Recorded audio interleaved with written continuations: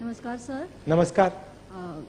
दुर्भाग्य से मैं भी दिल्ली यूनिवर्सिटी में एक एडहॉक असिस्टेंट प्रोफेसर हूँ और दुर्भाग्य से मैं भी इकोनॉमिक्स की ही असिस्टेंट प्रोफेसर हूँ। जैसे कि मेरी साथी पारुल ने बताया, मैं उसी बात को थोड़ा सा आगे बढ़ाते हुए आपको हमारे उस दर्द को महसूस करवाना चाहती हूँ जो एक एडहॉक को और इवन एक महिला एडहॉक को यहाँ पर फेस करना पड़ता है। और हो सकता है पूरे हिंदुस्तान में एडहॉक शब्द जिसके साथ जुड़ा हुआ है उसे ये फेस करना पड़ता होगा।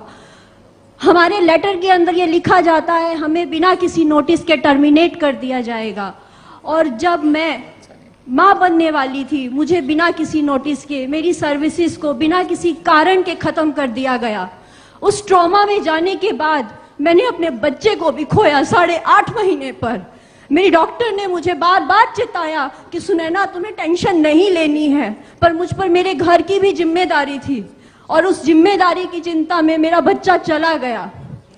फिर उसके बाद मैंने फिर कोशिश की। जब मैं दोबारा माँ बनने वाली थी तो मेरे कुछ साथियों ने मुझे बताया कि तुम्हें ये सब नहीं करना चाहिए, तुम मैनेज नहीं कर पाओगी। पर मैंने कोशिश की, मैं मैनेज कर रही हूँ और ऐसे मैनेज कर रही हूँ कि अपने सोते हुए बच्चे को छोड़कर मैं क्लास में जाती हूँ उन्हें पढ़ाने के लिए। मेरे पास कोई लीव नहीं है। हमें 2 या 3 सीएल मिलती हैं। उन 2 या 3 सीएल में या तो हम बच्चे का ध्यान रख सकते हैं, उसे ही आप सीसीएल मान लीजिए, उसे ही आप मैटरनिटी मान लीजिए, आप उसे कुछ भी मान सकते हैं। आपके लिए अपने लिए कुछ नहीं है, वही आपके बच्चे के लिए है, वही परिवार के लिए है, वही सबके लिए है। तो ये खत्म होना चाहिए। मैं आपको कहना चाहती हूँ इनफ इज इनफ, वो टाइम आ चुका है। प्लीज इसे खत्म करने के लिए कुछ करिए। हम महिलाओं के बारे में सोचिए, हमारे संवैधानिक अधिकारों के बारे में सोचिए। जो हम सब यहाँ पर बैठे बहुत सी मेरी साथी महिलाएं हैं जिन्होंने माँ बनने की कोशिश की या माँ बनने की हिम्मत की, उन्होंने कहीं ना कहीं इस बात को फेस किया है यहाँ पर या देश के किसी भी कोने में फेस किया होगा।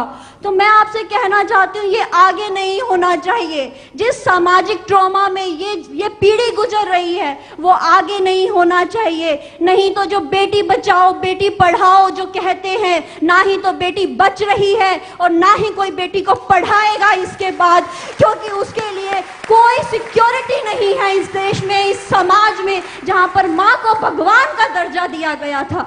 इसलिए मेरी आपसे गुजारिश है कि आप इसके ऊपर अवश्य कुछ कीजिएगा। धन्यवाद।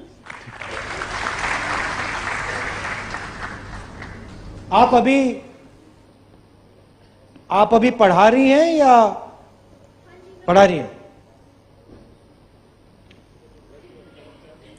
But she got her job back again. Not in that college, but somewhere else you got it. Yeah. And कोई लॉजिक नहीं दिया।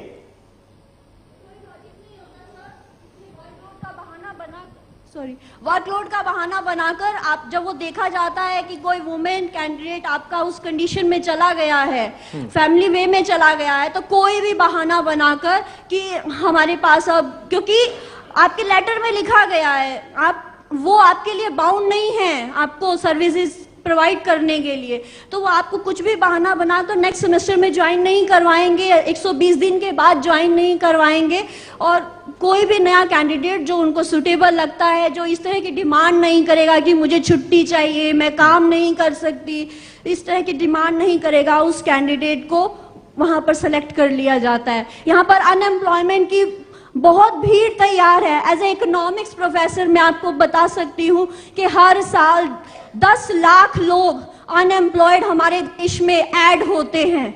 तो एक हटेगा दूसरा आएगा, उनको कोई कमी नहीं है इस बात की। आपने अभी सेंट्रलाइजेशन की और ऑटोनॉमी की बात की।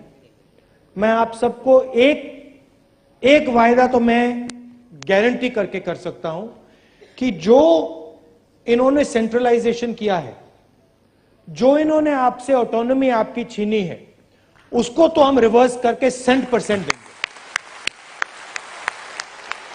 वो तो आप मतलब उसके बारे में आप सोचिए भी मत। जैसे ही सरकार आएगी कांग्रेस पार्टी की, वो तो आप एक्सेप्ट कर लीजिए कि जो आपकी ऑटोनॉमी है, आपका इंडिपेंडेंस है, आपका फ्रीडम ऑफ थॉट है, उसको तो हम रिस्टोर करके ही छोड़ेंगे। वाकई में ऐतिहासिक है और प्रशंसनीय है। लेकिन सर, मैं एक मुद्दे की तरफ आपका ध्यान आकृष्ट करना चाहता हूं कि पिछली एनडीए सरकार जब आई थी तो 2004 में एक न्यू पेंशन स्कीम लेकर के आई, और आज जो शिक्षक उसके तहत रिटायर हो रहे हैं उनको 2500 या 3000 रुपया मिल रहा है।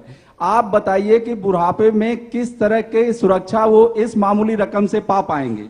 दूसरी बात है कि एनपीएस जो है वो मार्केट इंस्ट्रूमेंट पे पूरी तरीके से बेस्ड है। अब मोदी जी की सरकार आती है और विजय माल्या जी लाखों करोड़ों का चूना लगा करके बाहर चले जाते हैं, बात वहीं नहीं रुकती है। नीरव मोदी आते हैं, मेहुल चौस्की आते हैं, तो एक खास सरकार और वो कैसा गवर्नेंस कर रही है, उद्योगपतियों को किस तरह के उद्योगपतियों को संरक्षण कर रही है, उसके ऊपर पूरा का पूरा उनके बुढ़ापे का जो सुरक्षा है वो उस पर डिपेंडेंट हो जाता है। तीसरी बात, कांग्रेस की सरकार के दौरान 2006 में यूजीसी का एक गाइडलाइन आया था जिसके तहत फैकल्टी में 50% लोग जो अब आ रहे हैं सर, वो एससी एसटी ओबीसी कम्युनिटी से आ रहे हैं। अधिकांशतः उसमें फर्स्ट जनरेशन लर्नर्स हैं। अगर आज एश्योर्ड पेंशन स्कीम की जरूरत है तो वो कल से कहीं ज्यादा है। तो हम आपसे इस सकारात्मक हस्तक्षेप की उम्मीद करते हैं, और ये कैसे हो पाएगा?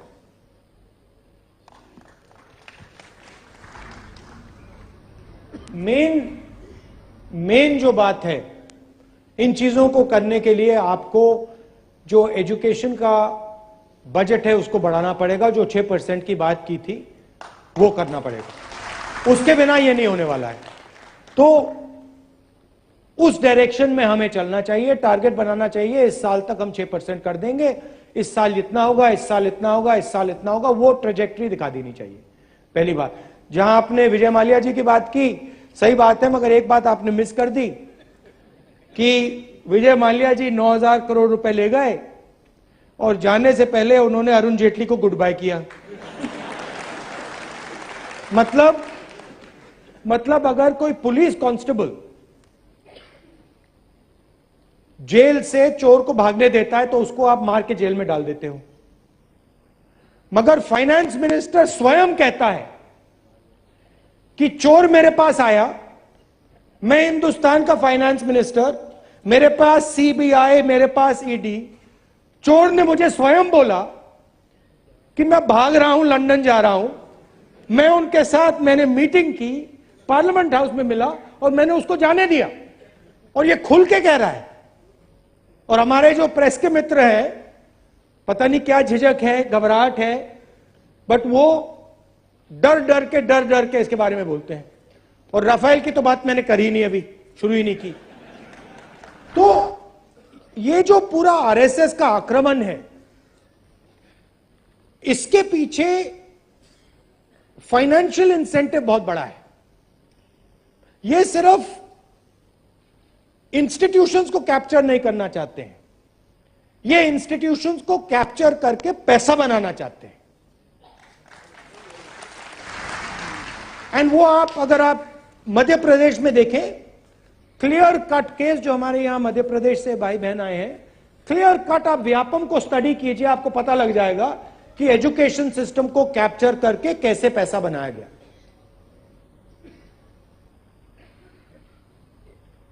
ऊपर से किसी ने सवाल नहीं पूछा।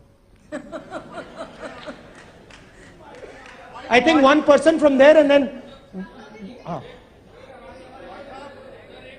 एक सेकंड भैया, इनसे पूछते हैं फिर। हाँ, यूनिवर्सिटी से पीएचडी कर रहा हूँ। हमारे विश्वविद्यालय में मास कम्युनिकेशन विभाग से जहां मैं पीएचडी कर रहा हूँ, वहां सीएम खट्टर के पीए को डायरेक्ट प्रोफेसर लगा रहे थे। इस आदमी ने कहा सिर्फ मास कम्युनिकेशन की रेगुलर डिग्री नहीं है, कोरेस्पोंडेंस की है। हमने वीसी सर से पूछा भी हम पीएचडी क्यों कर रहे हैं, इस बंदे को आप लगा रहे हो, ना नेट है, ना जेआरएफ है, ना पीएचडी है, ना 10 साल का एक्सपीरियंस है। बोले ये कॉलम बी के अंतर्गत आता है। ये क्या कॉलम बी? अति विशिष्ट लोगों को छूट है। तो आप रहा है। जो बच्चे आरएसएस की शाखाएं लगाते हैं उनके नंबर इंटरनल में एक्सटर्नल में दिए जाते हैं, उनको नकल मरवाई जाती है कि पेपर बता दिया जाता है। अब बच्चे क्यों पढ़ेंगे सर? कॉलम बी के अंतर्गत नहीं जाना होगा, फिर बच्चे वहां पढ़ेंगे क्यों? मगर वहां तो आपकी हालत बहुत खराब है। अब आरएसएस, पहले चौटाला जी का ज्यादा प्रभाव नहीं है। नहीं, मगर उन्होंने पूरा मतलब अपने टीचर भर दिए थे। उन्होंने पढ़े जब ये कुर्सी में लगे हुए हैं, डीएम से लेकर ऊपर तक के सारे वही भरे जा रहे हैं। जो आदमी शाखाएं लगाता है वही असिस्टेंट प्रोफेसर लगता है। एक तो ऐसे आदमी को लगा रहे थे, वो आईटी कर रखी है, बीटेक एमटेक आईटी, उसको मास कम्युनिकेशन में लगा रहे। वो कहते हैं कम्युनिकेशन मैनेजमेंट एंड टेक्नोलॉजी है और ये